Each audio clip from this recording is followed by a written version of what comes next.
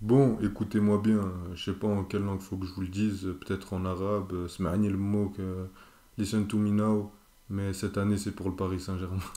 Rigole pas, générique. Purée. Ah oui, pour Ribéry qui va arriver devant Casillas. Vas-y mon petit. Il est dedans. Il est dedans. Le premier but de Ribéry. Sérieux. Bon, bonjour à tous, on espère que vous allez bien. Vous m'avez bien compris, aujourd'hui on va parler du Paris Saint-Germain, mais pas que, on va aussi parler du très beau, enfin du très beau.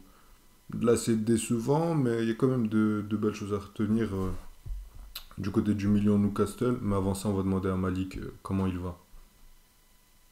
Alors, franchement, avec cette intro, on te regarde tous, Ayoub. On est tous attentifs et on écoute.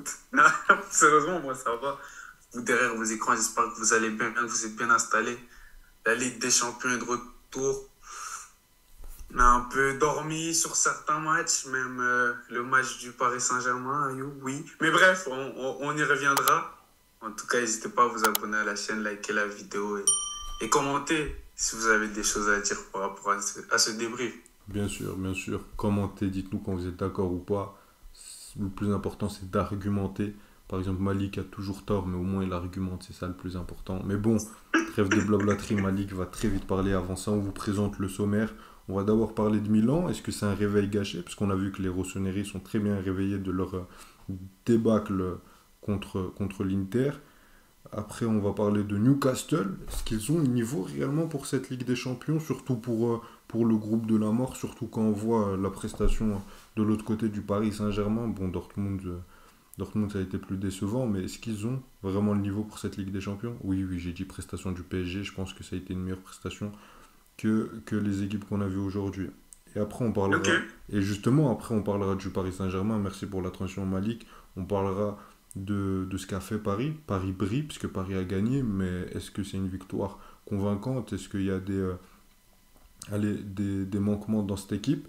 Et puis, on parlera justement, suite à cette victoire 2-0 face au Borussia Dortmund, est-ce qu'ils ont une chance pour la victoire On finale a en compris que vous avez Ligue des gagné. Champions? Paris a gagné. Victoire, Paris. Oh, c'est bon. Écoute-moi bien, avant qu'on commence cette vidéo, c'est pas parce que ton coach licencie son entraîneur le 19 septembre que tu vas commencer à être aigri et pas nous laisser être content que notre club gagne. Bon, surtout parce que toi, ton club, ton vrai club de cœur ne joue même pas à la Coupe de... Mais c'est pas le sujet, c'est pas le sujet. Bon, je vois que t'es réveillé, je vois que t'es un peu aigri. Parle-nous de ce match, parle-nous de Milan-Newcastle. Ah là là là là. Les fans parisiens. Bref, on y reviendra par la suite. Mais alors, par rapport au match Milan-Newcastle, Ayoub, je ne vais pas faire le devin, mais on en avait parlé dans notre vidéo qui est sortie hier. Du coup, on mettra le lien en description. N'hésitez pas à liker, voir tous nos pronostics pardon, Ouais, parce que des phases de groupe désolé de qu'on te a fait. couper, mais on va rien spoiler de nos pronos. 3 heures de montage, allez regarder la vidéo. Vas-y, tu peux continuer. Bref, en gros, je m'attendais. Pour moi, en fait, je voyais, ne fût-ce que sur ce match, je voyais l'AC Milan gagner. Parce que pour moi, Newcastle, ils sont pas convaincants. Ne fût-ce que sur ce début de saison, et je les trouve même un peu surcotés, même s'ils ont fait la saison passée. Bref, plus en détail, c'est dans l'autre vidéo, comme Ayoub a dit. Et du coup, surtout les 30 premières minutes du match, 30, allez, je vais dire là, toute la première mi-temps, on va pas faire le forceur. Milan était bien.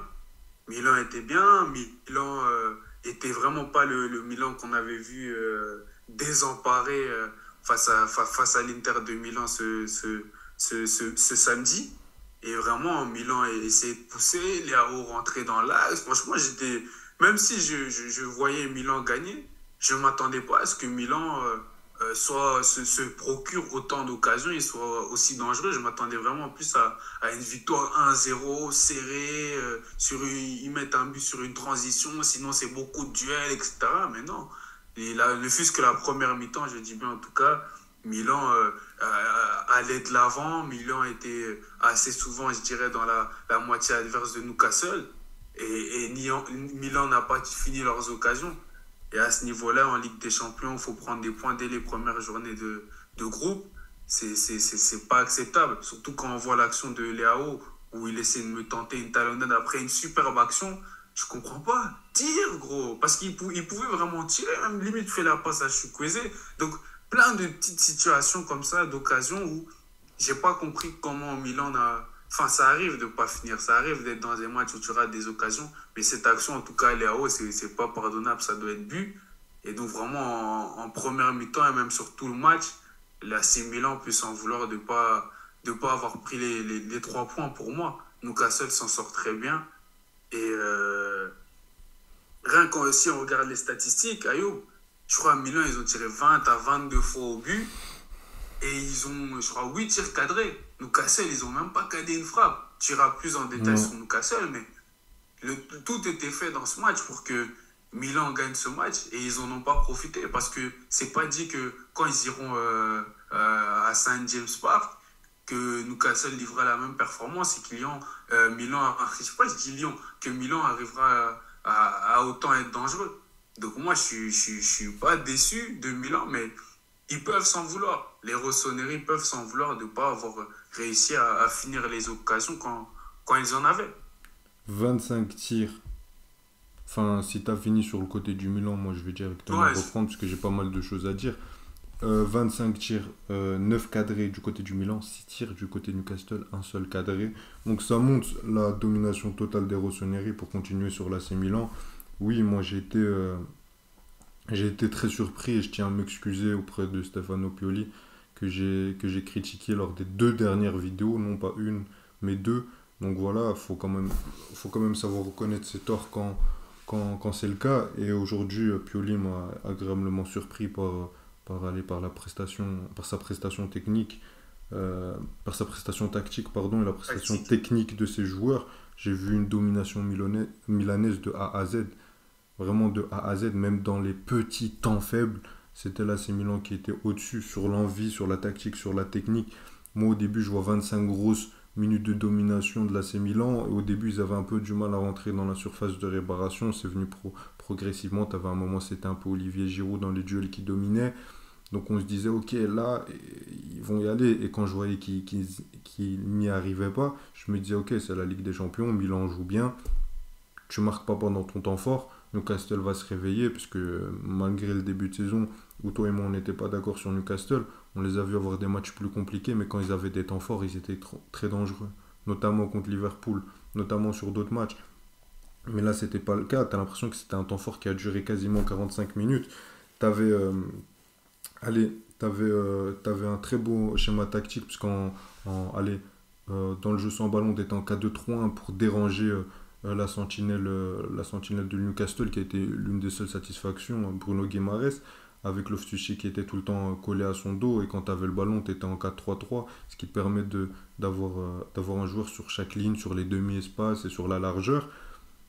Donc voilà, l'AC Milan a fait à peu près tout ce qu'il a pu en première mi-temps, et même en deuxième mi-temps, tu rentres, j'ai parlé de Pioli, changement, tu ramènes Florenzi sur les 15 premières minutes, ça te permet de garder ton équipe dans un rythme, parce qu'on en a parlé, les 15 premières minutes de la deuxième mi-temps sont souvent très importantes, surtout pour l'équipe qui domine, parce que c'est souvent à ce moment-là qu'elle peut se prendre une gifle, et là ça t'a permis de rentrer de la meilleure manière dans la deuxième mi-temps.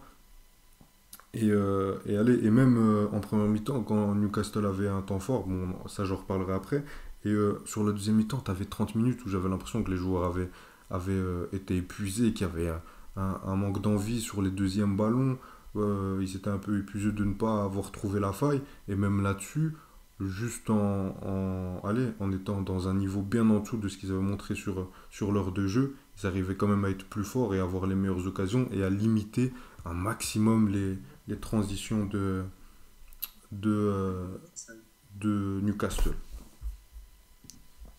Donc bon, voilà là, c'est Milan, c'est vraiment dommage parce que dans un San Siro bouillant, dans le premier match, ça pouvait te redonner confiance en toi, ça pouvait redonner confiance en Pioli, parce qu'on a vu les critiques de la presse milanaise, de nous-mêmes d'ailleurs. Donc voilà, je pense que ça aurait pu lui donner confiance. Je sais pas si tu as quelque chose à rajouter sur l'AC Milan. Non, je suis d'accord. Pour moi, c'était un match qu'ils devaient gagner. Même si je les voyais gagner, je les voyais vraiment pas dominer de cette manière-là. Et ils peuvent s'en mordre les doigts s'ils n'arrivent pas à se qualifier, bien sûr. S'ils rejouent comme ça les prochains matchs, mais que là, ils finissent leurs occasions, il n'y a pas de souci à se faire. Il n'y a pas de souci à se faire, surtout quand le favori, soi-disant, c'est le Paris Saint-Germain. Ok, ok. Ben, je pense qu'on peut passer sur la deuxième partie. Enfin, la deuxième partie de la première partie, entre guillemets, sur Newcastle. Est-ce qu'ils n'ont pas le niveau pour la Ligue des Champions? Moi, je vais y répondre très rapidement. Je ne sais pas s'ils n'ont pas le niveau, mais en tout cas, aujourd'hui, ils ont montré qu'ils n'avaient pas le niveau. C'est tout. On peut penser ce qu'on veut. Pour moi, ils ont le niveau pour finir deuxième, pour même sortir certaines équipes en huitième. Pourquoi pas faire un parcours? Ils ont la qualité pour. Je suis beaucoup moins pessimiste que toi, Malik, même si aujourd'hui, le contenu et le résultat t'a donné raison. Mais aujourd'hui, ce que nous a montré Newcastle, on peut être critique sur le début de saison. On peut penser que même leur moment fort de la saison dernière est un peu surévalué dû à la compétitivité par moment de la PL, en tout cas sur les grosses équipes. Mais là, aujourd'hui, j'ai très peu vu un Newcastle aussi peu performant, surtout pendant quasi 90-90 minutes. Ça, c'est. Je me rappelle pas d'avoir vu un match de Newcastle comme ça, parce qu'en première mi-temps, la seule, allez, entre guillemets, la seule vertu de Newcastle, c'était par moments les ressorties de balles, puisque tu avais un bon pressing milanais. Le, le seul point positif, c'est que tu arrivais à trouver ce schéma du deuxième homme, ou quand tu n'arrivais pas à trouver un joueur directement, ben, tu utilisais un joueur comme point d'appui, mais même après, pour les projections offensives, c'était beaucoup trop brouillon. Il n'y avait pas de mouvement devant, tu n'avais absolument rien, c'était le néant. Tu avais le meilleur joueur de Newcastle. Bon, j'ai parlé que de Guimarães qui a fait un bon match, lui, c'est à son habitude, mais sinon, c'était Nick Pope. Et quand ton meilleur joueur, c'est ton gardien, c'est souvent très signifiant. Et c'est ce qu'on a vu aujourd'hui. Et en deuxième mi-temps, tu sais, moi, des fois, j'aime bien prendre un peu des notes pendant les matchs, des trucs importants, hein. J'écris pas tout, mais juste des trucs importants pour rien oublier. Et là, en deuxième mi-temps, j'ai écrit aucune solution trouvée. Celle-là, t'as un Eddie Howe, je trouve déjà dans la micro-tactique, il a été dépassé par Pioli, puisque Pioli domine et fait un changement à la 45e qu'il fait encore tenir 15 minutes, où il est encore au-dessus de toi, et toi tu n'arrives qu'à la 60e minute avec des changements qui n'ont rien apporté. Jacob Murphy n'apportait rien dans ce rôle, où il était ailier droit, mais neuf, parce que Longstaff prenait le côté droit, t'as ramené Almiron, t'as ramené Callum Wilson, t'as mis Isaac à gauche, ça n'a absolument rien changé, ton milieu n'a pas mis plus d'impact, pourtant ton milieu est un milieu qui peut faire douter allez, les meilleures équipes en Angleterre, mais là aujourd'hui ça n'a pas suffi et c'est très dommage. Mais aujourd'hui Newcastle a de la chance, puisque pour Newcastle c'est pas mort, parce qu'ils ont pris un point à l'extérieur à San Siro. Donc quand on voit ce premier match, le contenu et le résultat, mais toi tu as dit qu'ils s'en sortent bien, mais pour moi ils s'en sortent miraculeusement. Donc maintenant, Newcastle a deux matchs en première ligue contre Sheffield et Burnley, si je ne me trompe pas. Oui, c'est bien ça. Avant d'affronter dans 2 semaines le Paris Saint-Germain. Donc, ils ont deux adversaires largement à leur portée avant d'affronter le PSG qu'on va débriefer tout de suite. Donc, à eux de se remettre en forme et de voir s'ils peuvent tenir dans ce groupe de LDC qui va être très très compétitif. Non, pour moi, Ayoub, il est tout simplement temps de lancer sa saison du côté de Newcastle. Ça y est, début de saison, ok, c'était pas des équipes faciles, Liverpool, Brighton, blabla, mais il est temps de lancer sa saison. Bravo pour la victoire ce week-end, comme je l'avais dit dans la vidéo d'hier sur les pronostics. Bravo pour la victoire contre Brentford, qui n'était pas superbe. D'ailleurs, la première mi-temps contre Brentford ressemblait beaucoup, pas seulement à la première mi-temps, comme tu as dit, mais les 90 minutes de Newcastle aujourd'hui. Donc, il est temps de lancer sa saison. Il est temps de retrouver je sais pas, le juice, les automatismes, je sais pas, de la saison passée. Ok, vous avez perdu Saint-Maximin, mais même l'année passée, quand Saint-Maximin était blessé, n'était pas titulaire, vous arrivez à jouer. Donc, qu'est-ce qui se passe, Newcastle?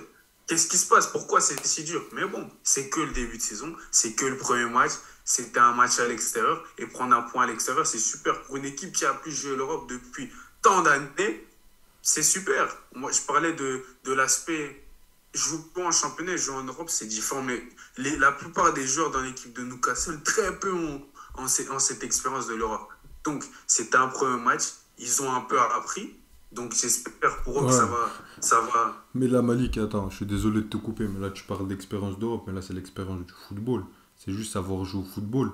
T'as pas perdu sur l'expérience. Milan, Non, t'as pas perdu sur l'expérience, mais je veux dire, entre jouer des matchs de championnat chaque week-end et jouer l'Europe, quand un joueur comme Isaac n'a pas vraiment beaucoup joué, Dan Meurs, même Guimarães, quoique je suis même pas sûr avec Lyon. avec Lyon, C'est un autre contexte. C'est un autre contexte. Bien même sûr, que dans bien les sûr, quarts, c'est on joue la Ligue des Champions. un autre contexte, mais là, pour moi, c'est autre chose qui doit expliquer cette défaite. Et je ne sais même pas quoi. C'est ça qui m'inquiète le plus. Et c'est ça. C'est que tu as fait un non-match face à une équipe qui vient de perdre 5-1. Ok, ils ont fait un bon match. Ok, tactiquement, ils étaient prêts. Mais tu as quand même un coach de qualité. Tu as quand même un coach qui peut te poser des problèmes. Tes joueurs, tu n'as rien montré. Tu as montré très peu dans l'envie. Dans tes temps forts, tu n'as pas été dangereux. Dans tes temps forts, justement, c'est là où tu crées des boulevards pour Milan. À un moment, en première mi-temps, c'est quoi les deux plus grosses occasions? C'est Leao qui dribble un peu trop dans la surface.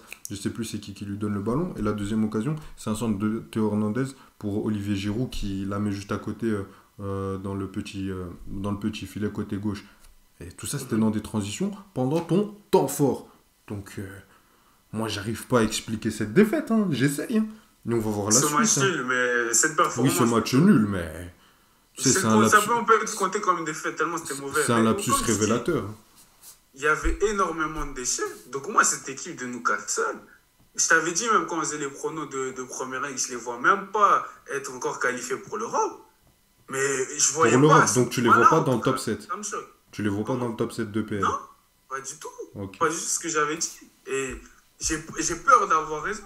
J'ai peur pour Newcastle parce que c'est une équipe qui a eu, comment dire, un gros investissement de la part de l'Arabie Saoudite, qui a recruté de manière pas saine, mais tu vois, d'une manière dont nous, les fans de foot en général, on n'aime plus. C'est pas que des gros noms en une fois comme Paris l'a fait, ou même Chelsea l'a fait, même si c'est pas des gros noms, c'est pas des joueurs établis, mais c'est en une fois, c'est beaucoup. Ou City à un moment, c'est fait différemment. Genre, Newcastle en soi, c'est la même chose, entre guillemets, que ces top clubs qui ont été rachetés, sauf que c'est fait plus sainement, plus discrètement. C'est un petit Isaac qu'on prend par-ci, un petit Guimarães. Donc, j'aime bien le projet qu'ils essayent de construire à Newcastle. Même le fait d'avoir pris Eddie Howe, c'est par rapport à la culture des fans de Newcastle, en anglais, etc. Okay, mais là, dis-moi ce que tu veux dire. J'ai une question par rapport à Eddie Howe. Tu sais, on parle souvent du dogmatisme des entraîneurs. Là, t'as pas l'impression qu'il force un peu sur son 4-3-3? Puisque mettre Sandro Tonali dans ce poste de numéro 8, et en première mi-temps, c'était l'un des seuls qui combattait. Bon, il a eu un hommage incroyable à San Siro. Mais pour moi, ce 4-3-3, il devait changer dans ce match-là. Tu veux le changer pour faire quoi? Je sais pas, je suis pas coach. Mais c'est où non, mais je peux te répondre. Mais par exemple, là, c'était un 4-3-3 où, bon, par moment, c'était plus un 4-4-2. Parce que tu avais Longstaff qui allait sur le côté droit. Et c'est lui qui apportait un peu. Mais Longstaff côté droit, à un moment, quand tu te fais secouer par le Milan, faut être un peu sérieux. Je sais pas, peut-être un 4-2-3-1, peut-être une défense à 3, je sais pas. Mais essayer d'innover, faire quelque chose avec Kieran Trippier qui pourra apporter au milieu de terrain, je sais pas, mais essayer de changer. Parce que tu vois, là, Newcastle, même si moi j'essaye d'expliquer leur défaite, mais attends, je vais reprendre le bilan en première ligue. Il y a la défaite contre Liverpool, la défaite contre City, défaite contre Brighton. C'est des équipes même s'il y a 2 équipes d'Europa League, aujourd'hui c'est des équipes qu'adore quasi Ligue des Champions, phase de poule Ligue des Champions, à part peut-être Brighton. Ok? On a vu des choses, même contre Brentford. On a vu des manquements. Donc tu vois qu'il y a des lacunes. Là, tu vois qu'il y a des lacunes. Donc maintenant, on va regarder les matchs en première ligue. Et moi, s'il n'y a pas de changement du côté des Diao, je vais commencer à me poser des questions. Parce que c'était très bien la saison dernière. Mais on ne te demande pas d'aller chercher une demi-finale de LDC. On ne te demande même pas forcément de te qualifier. Hein. Ce ne sera pas un drame si Newcastle ne se qualifie pas dans ce groupe-là. Hein. Et ils n'ont pas Royal Antwerp et Shakhtar Donetsk. Pardon, les supporters du Barça, c'était pas du tout visé. Mais tu vois, ils ont un groupe sérieux. Mais qu'en première ligue, ils fassent figure et qu'en Ligue des Champions, ils se fassent un minimum respecté contre une équipe qui a perdu 5-1 il y a 3 jours. Donc je les demande. Ils peuvent perdre contre Milan. Tu sais que je préfère une défaite 2-0 où ils ont comptablement non, mais tu me comprends. Je préfère une défaite 1-0 ou même un match nul 1-1 où j'ai vu qu'ils avaient montré. Où j'ai vu qu'ils avaient 25 minutes de temps fort et qu'ils pouvaient tuer cette équipe du Milan et qu'ils avaient le niveau. Parce que je reste persuadé que ces joueurs-là ont le niveau. Ils nous l'ont montré la saison dernière. Oui. Ils nous l'ont montré encore. Avant qu'on passe à Paris, j'aimerais juste rajouter que je me dis, pour expliquer, parce que comme tu as dit, on essaie d'expliquer, même si on ne sait pas, qu'il y a l'aspect, comme je t'ai dit, les joueurs, c'est leur première fois en Ligue des Champions. Il n'y a pas le petit 13, mais c'est un nouveau contexte, ils apprennent. Et surtout, c'est que je me dis peut-être que le coach, à un moment donné, même au retour de la mi-temps, il s'est dit, les gars, Ça, on va pas du tout bien là. On doit penser long terme. On va essayer de prendre au moins un point. Et pour prendre un point, faut pas encaisser. Bah, Donc peut-être qu'il leur a mis dans la tête que les gars, aujourd'hui, on n'encaisse pas. Pour marquer, on verra. bah, Peut-être, j'es- peut-être. j'espère que c'est ça, parce que comment ils se sont fait dominer dans le jeu face à Milan, qu'on voit ce que Paris va, sans dire que Paris aujourd'hui c'est Manchester City, hein. En termes de jeu, ben, je vais en parler tout de suite. Je vais lancer la transition maintenant. Mais moi, je me pose des questions. De toute façon, ce match sera bien sûr débriefé sur le statut. C'est pour ça qu'il faut s'abonner, activer la cloche, commenter. C'est très important pour suivre tout ce qu'on fait. Maintenant, on va passer à la deuxième partie, si tu me le permets. Malik, Paris Bien brille. sûr. Paris a brillé, selon moi. Bien sûr, ça reste que mon avis. J'ai pas l'impression que Malik est très d'accord. Victoire 2-0 face à Borussia Dortmund. But sur penalty de Kylian Mbappé. But de l'international marocain. Achraf Hakimi, bien sûr. Le latéral droit. Bon, pour débriefer un peu ce match, on a eu une première mi-temps assez particulière, puisqu'en début de. Le PSG a pris du temps à rentrer dans son match, puisque Dortmund effectuait un bon pressing, était présent dans les duels, mais ne créait pas de danger, puisque c'était des transitions bien gérées par le Paris Saint-Germain, notamment par Brian Skriniar, Marquinhos qui a fait un très bon match, j'ai aimé son match, dans un rôle où on avait plus l'habitude de le voir en tant que libéraux, dans une fausse défense à 3 là il était stopper droit, il a fait son match, il a été convaincant, j'ai l'impression qu'il reprend de la confiance. Tu as eu une occasion, c'était Donnel Malen qui fait reculer Skriniar, qui est dans le dos du Garté. Donc voilà, là c'était un point négatif. Moi j'avais peur que ça revienne dans le match, mais ça a été très vite comblé. Donc sur le plan défensif, pas de souci à se faire. Et après, petit à petit, on a vu le PSG rentrer dans sa rencontre avec des blocages bien faits par Dortmund. Mais même là, dans ce moment-là, tu sais, on parlait de l'AC Milan qui, dans les 15 minutes de temps fort de Newcastle, arrive à prendre la profondeur. Ben même là, aujourd'hui, ce Paris Saint-Germain-là, qui ne joue pas sa première carte, c'est de jouer la possession, mais même quand il n'a pas sa première carte, ben, sa deuxième carte est limite plus dangereuse que la première, puisque tu as la transition et quand on voit les trois mecs de devant, bon, il y a encore des automatismes à parfaire, mais ils peuvent te tuer dans les transitions. Surtout avec un Vitinha, avec un Lorenzo Emery comment c'est amené, et le jeu long des trois défenseurs centraux qui est très bon. Donc bon, là c'était plutôt positif, même si tu te faisais bousculer, et après le PSG a petit à petit installé son football, malgré les difficultés un peu au milieu de terrain. Le milieu de terrain a pris du temps à se développer. Ugarte était très bien encerclé par les joueurs du Borussia Dortmund, Lorenzo Emery aussi, même s'il lui est monté allez, en puissance au fur et à mesure du match, a révélé une très belle prestation. Moi, j'ai énormément apprécié son match. J'emploie les grands termes pour ce petit bonhomme. Il a été présent dans les occasions du Paris Saint-Germain, enfin dans les situations, puisque le Paris Saint-Germain en première mi-temps ne s'est pas créé de véritables occasions, mais plus des situations. Enfin, à part la frappe La frappe de de Vitinha. Vitinha, pardon, et c'est là, c'est des schémas qu'on a déjà vus en début de saison. Je me répète assez souvent sur le Paris Saint-Germain, mais c'est vrai, c'est un truc qui est travaillé. Le schéma côté droit où tu as Emery, comment il s'appelle, Dembélé, Hakimi, qui forment des triangles pour trouver des décalages, que ce soit pour Vitinha, parce qu'on l'a déjà vu cette saison, qui monte, mais souvent il allait faire la dernière passe, la passe de trop, c'était Asensio. Là, enfin, j'ai vu quelque chose au Paris Saint-Germain qui m'a plu, j'ai vu de la personnalité. Je n'aurais jamais cru que ça allait venir du côté de Vitinha, qui allait frapper comme ça, alors qu'il y avait encore un décalage à faire sur Emery, mais non, il a décidé de frapper, c'était plutôt positif pour le Paris Saint-Germain. Bon, le gros côté négatif du Paris Saint-Germain sur cette première période, ce qui m'a dérangé, c'est que tu n'avais qu'une solution, c'était ton côté droit. Tu n'avais qu'un seul danger du côté gauche. J'avais l'impression qu'on se disait, mais les gars, on a Kylian Mbappé, il fera un ou deux décalages avec Vitinha, ça suffira. Mais non, ça ne suffit pas, parce que tu peux peut-être être le meilleur joueur du monde, ou top 3 ça c'est une autre discussion, c'est pas suffisant. Parce qu'il suffit que Kylian Mbappé ne soit pas dans son jour, ou que. On a déjà vu des équipes faire des plans anti-Mbappé, et cela a fonctionné. Si tu arrives dans un de ces moments-là, tu te retrouves piégé parce que quand ça fonctionne pas du côté droit, il faut basculer du côté gauche et ça on l'a pas vu en première période et aussi très peu en deuxième période à part sur la fin de match. Donc ça c'est un des points négatifs du match. L'autre point négatif c'est Randal Kolo Muani. Bien sûr il est monté aussi en puissance sur la deuxième période, surtout après le premier but parce qu'il y avait plus d'espace, c'était plus un jeu fait pour lui. Mais dans les petits espaces, je l'ai trouvé par moments pertinent mais souvent pas dans le thème. Après, c'est sa première titularisation au Paris Saint-Germain, faut pas l'oublier. Premier match de Ligue des Champions, parc plein, etc. On pourra lui trouver des excuses et on attend plus sur la suite que sur ce match-là. Donc bon, moi je trouve que c'était quand même dans l'ensemble une bonne première mi-temps du PSG, mais tu es toujours avec ce fardeau de on joue très bien, on progresse, nos joueurs progressent, on crée des vrais liens dans l'équipe, mais on n'a pas de situation. Enfin, on n'a pas de vraie occasion. C'est même pas seulement que quand on a la balle, on n'arrive pas à mettre nos occasions, mais c'est que t'en as même pas, ou que très peu. Et ça m'inquiète du côté du PSG. C'est vraiment l'axe principal de progression, parce que la transition, tu peux la gérer bien par moment, même si des fois tu te fais ouvrir par certains moments, il y a encore des trucs à peaufiner. Défensivement, je suis assez satisfait. Mais offensivement, c'est ça le gros manque. Après, heureusement, en deuxième mi-temps, je vais te laisser parler longtemps, Malik. Là, je suis vraiment Non, t'inquiète, t'inquiète. dans l'explication. En deuxième mi-temps, tu as eu de la chance parce que tu as eu un penalty très vite. Donc, ce qui a débloqué le score et ce qui a fait Dortmund sortir. Et là, on a vu un PSG sur 15 minutes. Bon, je pense qu'on a vu le meilleur PSG qu'on a vu cette saison. C'est un PSG qui a beaucoup de facilité, qui va gérer la transition, qui, quand à la balle, comme l'équipe sort un peu plus, ben, il y a beaucoup plus d'ouverture. On l'a vu sur le but de Hakimi, ça c'est un truc que j'ai vu.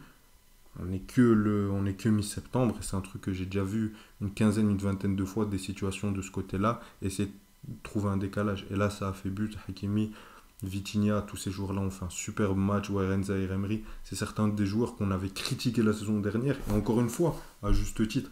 Mais tu sais, ces joueurs-là, quand on leur donne un contexte favorable, on voit leur niveau. Regarde le match de Vitinha aujourd'hui, c'est un match taille patron, et j'ai beaucoup apprécié. Après, il y a encore des critiques, notamment sur les 30 dernières minutes. Je trouve que tu aurais pu être un peu plus dans la gestion. Moi, j'aurais aimé des changements plus tôt de la part de Luis Enrique pour un peu plus contrôler le ballon, etc. Un peu anesthésier le match et pouvoir les tuer en transition comme on l'a fait. T'as Mbappé par deux fois qui doit la mettre. Pour moi, il fait pas un bon match. À l'échelle Mbappé, bien sûr, pas à l'échelle d'un ailier gauche classique. Il fait pas son match, il se loupe beaucoup. Tu sais, c'est le Mbappé qu'on n'aime pas. À l'échelle d'un ailier, hein, tu peux le dire. Non, non, mais Enfin, moi, surtout à l'échelle de Kylian Mbappé, parce qu'encore à l'échelle d'un ailier, il y a des belles choses. Mais tu sais, en fait, pour le décrire, faut parler d'Mbappé. C'est le Mbappé qu'on n'aime pas, c'est le Mbappé qui va faire le geste de trop, qui va vouloir lui faire ça, lui sortir l'équipe. Et on l'a vu quand à un moment il a été allez, j'ai oublié le terme, mais quand il a été plus collectif, et ben, en fin de match, il y a la passe plus pour Ramos. altruiste. Voilà, plus altruiste, merci. Il y a eu la passe pour Ramos malgré le hors-jeu. On l'a vu plus intéressant. Il y a la passe qu'il essaye de faire pour Colomwani. Malheureusement, elle n'est pas assez puissante, mais l'intention était bonne. Et bon, et heureusement, et malheureusement, tu n'as pas ce troisième but malgré les essais. Alors, avant que je te réponde à tout ça par rapport à Paris, sur le match en général, surtout la deuxième mi-temps, il y avait des erreurs techniques, des déchets, etc. Vous allez me trouver peut-être un peu dur, mais c'était à me coucher dans mon fauteuil et me dire, mais c'est ça la pub pour le dernier format de la Ligue des Champions, les gars, s'il vous plaît. S'il vous plaît, on veut mieux. Non, sérieusement, avant de revenir sur Paris, Ayoub, j'ai envie de parler de l'équipe dont je porte la même couleur du maillot. Brièvement, vraiment pas trop longtemps. C'était comment? Genre, quand on faisait les pronostics du groupe Ayoub et que tu me disais, parce qu'on a regardé un peu Dortmund, mais que tu me disais que franchement, Dortmund, c'est vraiment moins bon que l'année passée, c'est trop dur, c'est limite nul, etc. Je pensais pas que c'était à ce point. C'était super dur. Ils rataient tous leurs passes, tous les appels, des passes logiques qu'ils devaient faire, ils les faisaient pas, les contrôles. Bref, c'était hyper compliqué, mais bon, on va dire que... Désolé de te couper là-dessus très rapidement, Malik. Tu sais, pour faire une petite analogie avec Newcastle, on a critiqué leur match, mais on a déjà vu, cette saison, j'ai déjà vu mieux, même dans des défaites. Tu vois, c'était le pire Newcastle. Là, j'ai l'impression que c'était Dortmund cette saison. C'est Dortmund, tu vois. Donc voilà, je te laisse continuer. Non, t'as raison. C'est comme t'as dit Newcastle, on a vu des meilleurs pendant la saison. Dortmund, là, méconnaissable tout au long de ce début de saison. Mais comme j'ai dit, c'est le moment de lancer sa saison. On n'est que le 19 septembre. C'était le premier match de groupe. Et voilà, c'était à l'extérieur. Maintenant, on va voir pour la suite la compétition. Excusez-moi d'être pas trop long sur Dortmund, mais on essaie quand même de pas trop traîner sur ce petit débrief. Maintenant, sur Paris, Ayoub, tu dis Paris a brillé, Paris, t'as beaucoup aimé, mais au final, t'as parlé quand même de beaucoup de points négatifs. que je ne pensais pas que tu allais mentionner, mais que tu as mentionné. Surtout sur l'aspect des occasions. Moi, ce pari-là ne m'a pas forcément impressionné. Bien sûr, on sait que c'est un processus, c'est un nouveau coach, il y a des jeunes joueurs, blablabla. Mais franchement, le match de Paris, je ne l'ai pas trouvé excellent. Mais c'était un bon match, ils ont fait ce qu'ils avaient à faire, vous avez pris les 3 points. Même si pour moi, le penalty, c'est un peu cadeau, mais c'est comme ça. Il y a main dans la surface, l'arbitre donne pas. Et cette main dans la surface a facilité votre deuxième but. Parce que franchement, si ce match finissait 0-0, comme ça a fini à Newcastle Milan, ça ne m'aurait pas étonné encore à Milan. On avait dit que Milan, ils se sont créés des occasions franches qu'ils n'ont pas réussi à finir. Mais vous, franchement, compliqué. Et tu as parlé de Randal Kolo Muani, tu as parlé de beaucoup de joueurs, mais je t'ai pas entendu parler de Ousmane Dembélé. Et j'aimerais en placer... Complètement oublié. J'aimerais en placer juste une sur ce monsieur. Pas que sur ce match, mais même sur sa saison depuis qu'il est à Paris. Je sais pas, je le trouve bizarre. Je le trouve pas en confiance. Quoi ? Il revient en arrière. Non, je pense qu'on n'a pas vu le même match d'Ousmane Dembélé. Qu'est-ce que tu vas dire ? Mais moi, je suis très content de son match. Content ?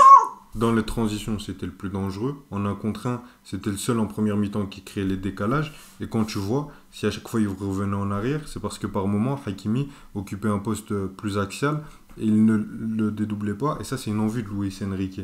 De pas forcément qu'à chaque fois il accélère, d'être plus dans la possession et que pas à chaque fois il aille dans le 1 contre 1. Donc ça, déjà, c'est des consignes du coach. C'est pas seulement ses envies à lui. Mais sinon, sur le match, pour moi, c'est l'un des meilleurs aujourd'hui. Meilleur, carrément. Moi, regarde. Mon top 3, je pense pas qu'il est dans le top 3, parce que dans mon top 3, tu as Vitinha, Hakimi et Marquinhos ou Emery. Mais sinon, offensivement, ça a été le meilleur aujourd'hui. C'était le meilleur parce que Randal Kolo Non, pour moi, aujourd'hui, il a vraiment été bon. Pour moi, aujourd'hui, il a fait un bon match. Il a fait son match. Il n'a pas été excellent, mais je te jure que j'ai trouvé qu'il a fait un bon match. Pour moi, il est sur la continuité de sa saison. Attends, juste une question. Tu parles par rapport au match en question ou tu parles par rapport à ses performances d'avant et c'est pour ça que tu dis qu'aujourd'hui, il fait un bon match? Non, par rapport... Je sais pas si tu as compris la différence. Non, par rapport à son niveau. Par rapport au niveau que j'attends, par rapport à mes attentes d'Ousmane Dembélé. Par rapport à ce qu'on attend de Dembélé, pour toi, aujourd'hui, c'était un bon match de sa part. C'est pas le meilleur d'Ousmane Dembélé, hein. Il n'a pas crevé l'écran. Mais pour moi, ce que j'attends d'Ousmane Dembélé, il a fait son match. Bravo. Après, ça, t'aurais pu faire ça. Ça, t'aurais pu faire ça. En transition, sur la fin, t'étais un peu KO. Mais bon, on peut comprendre. Mais là, sur les transitions, c'est toi qui as porté le danger. Les triangles avec Hakimi Vitinha, c'était excellent. C'était lui qui cherchait tout le temps le truc. Le match est joué du côté droit. C'était son côté à lui. Donc, moi, je te trouve très difficile avec Ousmane Dembélé. Il a pas fait un mauvais match. Il n'a pas fait un mauvais match. Mais par rapport au niveau d'Ousmane Dembélé, il y a des actions, il y a des moments pendant le match où après, comment dire, l'une des critiques d'Ousmane Dembélé, ça a beaucoup été c'est pas un joueur intelligent, etc. J'aime pas quand on dénie comme ça les joueurs. Mais il y avait beaucoup de moments dans le match où au moins, je crois, 2 fois, quasiment la même action, Ayoub, justement, Zaïre Emery, il essaie de jouer le 1-2 avec lui, il doit juste lui mettre directement en profondeur, il ne veut pas. Comment il s'appelle? Kolo Muani, pareil. Les coups de pied arrêtés aussi au début. Non, je suis pas d'accord. Déjà, sur les coups de pied arrêtés, je suis pas d'accord. Mais sur les... Au début. Après, oui, d'accord. J'ai pas compris pourquoi vous faites tirer même les coups de pied arrêtés. Parce que c'est 5, 6, 7 premiers coups de pied arrêtés. C'était très bizarre. Mais c'est pour ça qu'après, tu as eu beaucoup de jeux... de jeux avec Kylian Mbappé et Hakimi sur les coups de pied arrêtés. Mais pour moi, sur les... sur les 1-2, etc., sur les phases de jeu avec ses coéquipiers, il y a un manque d'automatisme. Kolo Muani, c'est son premier match avec lui. Ouais, Warren Zaïre-Emery, c'est encore un joueur avec qui il apprend à jouer. Et dans le jeu d'Enrique, les automatismes, c'est hyper important. Faut pas l'oublier. Et donc, comme Dembélé, je l'ai vu par moments rater des choses vis-à-vis de ses coéquipiers, j'ai vu toute l'équipe faire ça. Mais... Bien sûr. Et surtout que dans la prise de décision, aujourd'hui, je ne l'ai pas trouvé si mauvais que ça. Je te trouve super indulgent avec lui, Ayoub. Non, c'est toi, je te trouve trop sévère. C'était pas... D'ailleurs, dites en commentaire ce que vous en pensez. C'est intéressant. Mais moi, franchement, je trouve que son match était moyen, Ayoub. Je trouve que sur plein de moments dans le match, il aurait pu faire mieux. Tu dis, ok, Enrique il veut des ailiers de possession, pas qui percutent à chaque fois, etc. Mais il ne va pas non plus empêcher à ces joueurs d'exprimer comment dire, cette liberté-là. Mais je trouve que par rapport au niveau d'Ousmane Dembélé, à des moments, il revenait trop en arrière. Je suis désolé par rapport à ce qu'on attend de lui. C'était pas assez, je pense. Mais je dis pas qu'il a fait un mauvais match. Je te dis par rapport à Ousmane Dembélé, j'ai trouvé qu'il a été très moyen. Et là, j'ai même voulu rajouter tous les matchs en question. C'est pour ça que j'ai dit pas que ce match, même tous les matchs en question. J'ai parlé de confiance, de temps de s'adapter dans le système, dans l'équipe, etc. Et c'est pour ça que j'ai parlé de confiance. Mais sur ce match-là, je trouve hyper gentil avec lui. Hyper gentil. C'est ton avis. Mais bon, on n'est pas d'accord sur ça. Ok, d'accord. Et sur Paris en soi sur Paris. Non. Pardon. Je t'ai pas entendu. Sur Paris, toutes tes critiques, je les entends, mais ça, je comptais les mentionner dans la dernière partie de l'émission. Est-ce que PSG a une chance pour la LDC? Donc, est-ce que tu as encore quelque chose à dire ou tu veux qu'on attaque ce sujet-là? Donc, bon, on va passer à la dernière partie de l'émission, très rapidement, enfin de la vidéo de l'émission, appelez ça comme vous voulez. Est-ce que le PSG a une chance dans cette campagne de LDC? Bon, moi je vais y aller très rapidement. Je pense que pourquoi je suis indulgent aujourd'hui avec le Paris Saint-Germain, c'est parce qu'on sait très bien que oui, le Paris Saint-Germain doit sortir de ses poules, doit être premier, doit tout faire pour être premier. Aujourd'hui, je ne donne pas d'objectif principal au Paris Saint-Germain. L'objectif n'est pas la victoire finale. Je me répète encore une fois. Je me répète à chaque vidéo, j'ai l'impression sur le Paris Saint-Germain, le but est le contenu, le but est de faire quelque chose, le but est de pouvoir battre n'importe quelle équipe. Si en 8ème t'as Manchester City, c'est pas la même chose que si t'as Feyenoord. Donc voilà, on se comprend. Si en 8ème t'as Feyenoord en quart Leipzig, bien sûr que t'es obligé de faire demi-finale. Ok, on se comprend. Si tu prends Manchester City, t'arrives à les passer, tu prends le Real, voilà, on sera indulgent si tu perds en quart avec un but d'écart et que t'as été incroyable. Donc bon, est-ce que le PSG a une chance?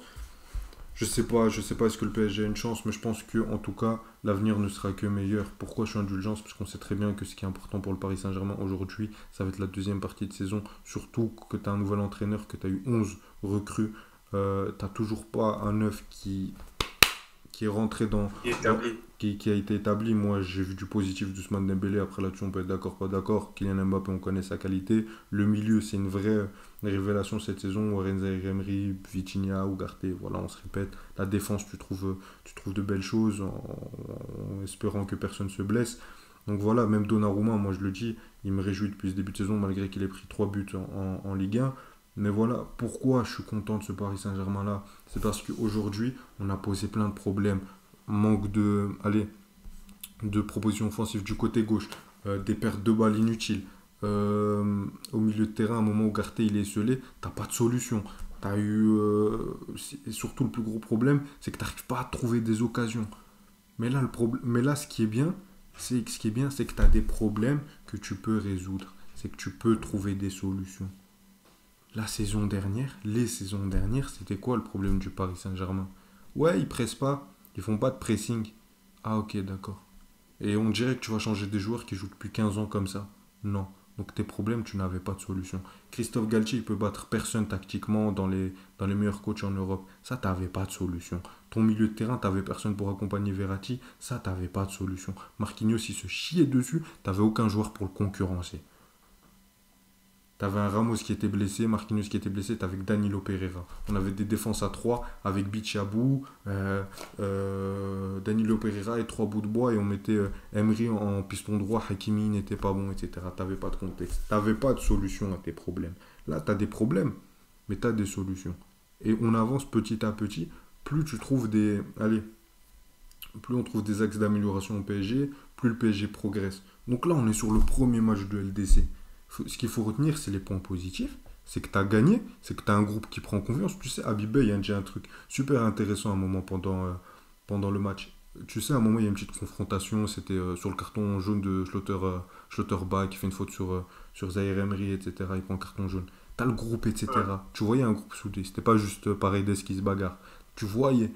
Et là, je vois une vraie âme au PSG. Là-dessus, j'étais complètement d'accord avec lui. Je vois une vraie âme au PSG. Je vois un vrai groupe. Donc là, je vois une équipe qui doit progresser. Comme Liverpool au début, moi, On a été critique au début avec Klopp. On a été critique au début avec Guardiola à City. Mais la finalité, c'est quoi? C'est que ça a été des équipes, chacune à leur échelle. On a été critique au début avec Arteta. On a été critique avec Ten Hag. Bon, Ten Hag, c'est un autre sujet. On a été critique avec plein d'autres. Ouais, faut peut-être pas prendre ça comme c'est ça. pas un bon, c'est pas forcément un bon exemple. On a été critique avec plein d'entraîneurs. On a été critique avec Xavi. Là, ça va un peu mieux, etc. C'est à chaque fois des processus. Mais le plus important, c'est que tu avances vers quelque chose. Là, le PSG, il leur reste plus de 4 mois avant le 8e de finale. Et tu peux encore progresser. Tu peux faire encore progresser tes joueurs. Moi, si on m'avait dit ça la saison dernière, on me faisait croire superstar, etc. On va finir invaincu, etc. Alors que nous, on savait très bien, Mali, qu'il y avait 2 saisons et qu'on ne savait pas du tout à quoi s'attendre, que les joueurs allaient revenir de Coupe du Monde, ça allait plus être les mêmes, que l'entraîneur, ça allait rester le même et que sa qualité est très médiocre. Je le répète encore une fois, et de toute façon, t'inquiète pas, on t'enverra des mandats. Christophe Galtier, bon, on va se calmer, on va rester... On a dit, on parle pas de politique. Ouais, mais bon, là, il mérite. Mais bon, donc là, pour moi, même le négatif, en fait, le négatif, si tu le transformes en positif, t'as réussi. L'année passée, tu pouvais pas le transformer en positif. C'est là où le PSG, tu vois que t'as passé un step. T'as pas passé un step parce que t'es plus fort et que tu vas la gagner cette saison et que t'es meilleur que le City, le Bayern, le Real, etc. Mais c'est que tu peux, si tu progresses, concurrencer ces équipes-là. Et c'est là, pour moi, où le PSG a une chance en Ligue des Champions. Voilà. J'étais long, mais... Alors, non, pas du tout. T'as dit ce que t'avais à dire. Mais alors, moi, on m'a peut-être trouvé, surtout les fans parisiens, pessimiste, dur, sévère, avec Dembélé, et même la performance, le contenu, ce que j'ai trouvé du match du Paris Saint-Germain aujourd'hui.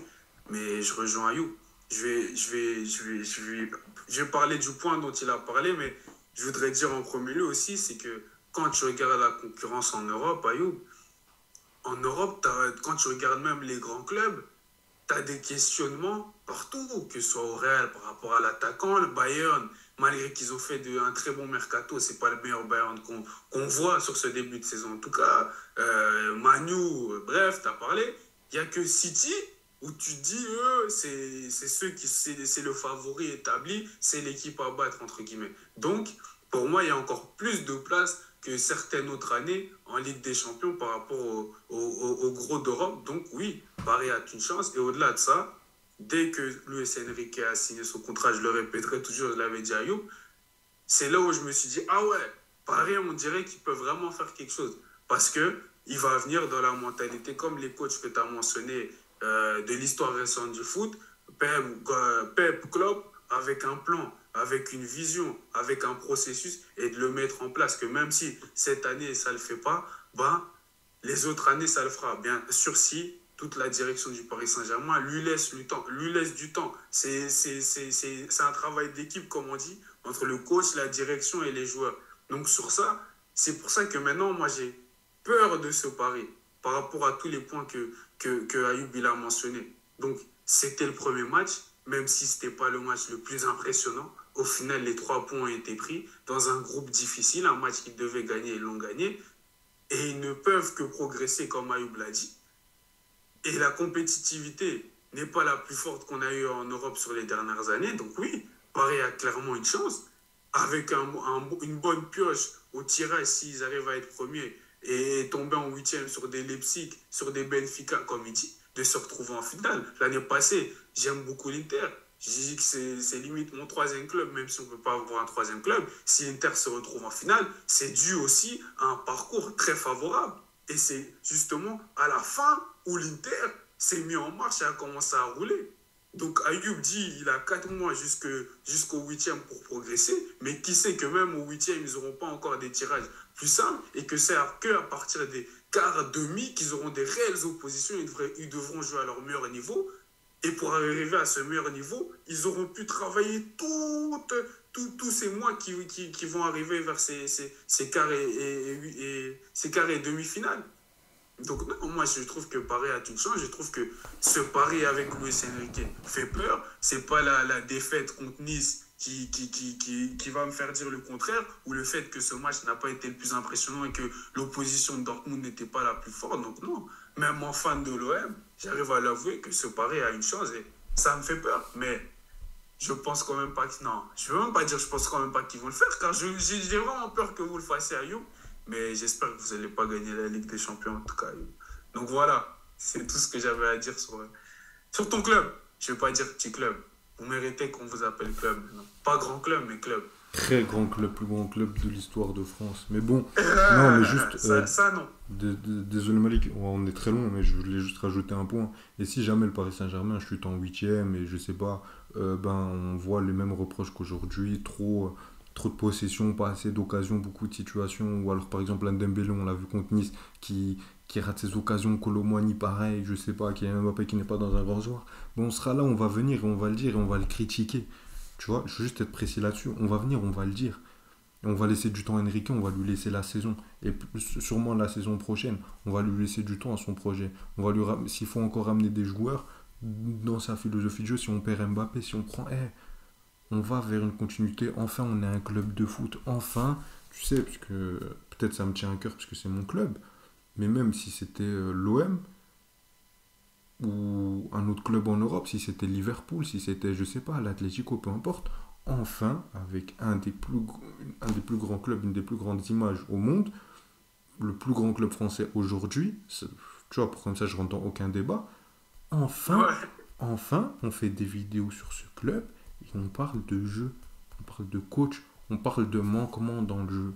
Et ça, c'est pour souligner le changement au Paris Saint-Germain. Après, peut-être que la saison prochaine, je sais pas, on va acheter, on va reprendre Neymar d'Arabie Saoudite, on va reprendre Ronaldo et Messi pour faire une équipe All-Star. Donc laissez-moi profiter de cette saison. Mais enfin, on parle de football avec le PSG. Et c'est ça le plus important. Donc, qu'on réussisse ou qu'on rate, on sera dans un processus. Et là, Pourquoi t'as envie de pleurer, Ayou? Je suis ému. Arrête, je veux vraiment pleurer, c'est pas drôle. Non, mais plus sérieusement, et s'il faudra critiquer le PSG sur le foot, on va le critiquer. On n'est pas là pour dire que c'est tout beau, tout rose. Non, mais c'est mieux. Et là, faut le dire, parce qu'on a énormément critiqué le PSG, que ce soit moi ou Mali, que ce soit les observateurs en général, que ce soit les fans de foot. Donc maintenant, quand c'est bien, faut le signifier. Et quand c'est mal dans le foot, faut le dire. On parlera de foot. On critiquera tactiquement, on critiquera techniquement, on critiquera l'envie. Mais enfin, on parlera de foot, c'est le plus important. Petit message d'amour pour tous les fans de foot. Donc bon. Donc voilà, vous avez vu Ayoub déclarer sa petite lettre d'amour envers son club. C'était mignon, diront les fans parisiens. Je suis un gars mignon, moi. Je suis un gars mignon. T'as dit quoi? Moi, je suis que dans l'amour, moi. Nous, les autres fans, on regardera ça de loin, pardon. En tout cas, dès que j'ai dit le mot amour, ta femme qui est sortie, tu vois. T'étais... Par contre, vas-y, fais oh là là. Fais l'outro, s'il te plaît. Non, en tout cas, merci de ceux qui sont restés jusqu'à la fin de cette vidéo. N'hésitez pas à vous abonner à la chaîne. C'est toujours pas fait, malgré qu'on fait que vous le dire. Comme on le dit toujours, c'est une forme de soutien pour nous. Un petit like et n'hésitez pas à commenter. Donnez-vous votre avis. Est-ce que le match de Dembélé était dégueulasse? Non, j'ai pas dit qu'il était dégueulasse. Est-ce que vous pensez qu'il n'était pas si bon que ça, comme je l'ai dit, ou vous êtes plus d'accord avec eux? Qu'est-ce que vous pensez de Paris? Qu'est-ce que vous pensez aussi du premier match dont on a parlé, Milan-Newcastle? Bref, commentez, dites-nous quoi, on répond à tout. On n'est personne, on n'est pas des stars, on est comme vous, on est des fans de foot au final et on prend du plaisir à regarder de foot, à parler de foot. Donc voilà, prenez soin de vous. Merci à toi, Ayoub. Et à la prochaine. Merci à toi, Malik. Salut, merci au Paris Saint-Germain.